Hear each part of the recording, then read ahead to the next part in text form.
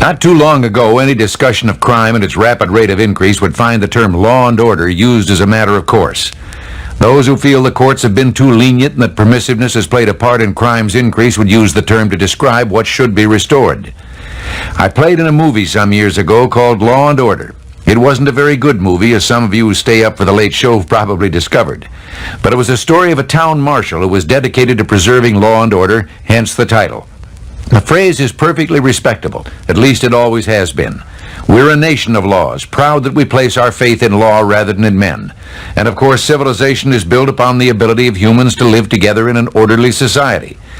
In the last few years, however, the phrase has become unfashionable. Those who've made it so began looking askance at anyone who used the words. Their arched eyebrows were a reaction to what they had determined was an expression of bigotry. If pressed for an explanation, they would inform you that law and order were code words that really meant a call for racial discrimination.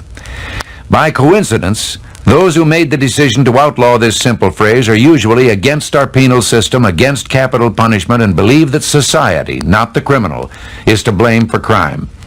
Well, I think this inference of bigotry is in itself bigoted.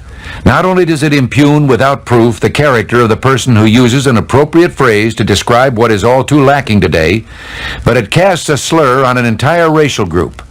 Are they not implying that our fellow citizens who happen to be black are so given to crime that a call for law and order is automatically a call for a curb on the black community? The truth is, blacks in America are victims of crime far out of proportion to their numbers.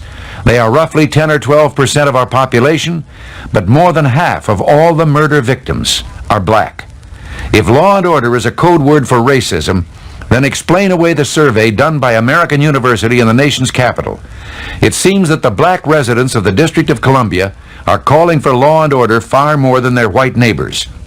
74% of them want sterner action against criminals. With whites, it was only 61%. 82% of blacks, compared to only 62% of whites, think tougher parole policies would cut down crime. On the death penalty, there was a closer ratio.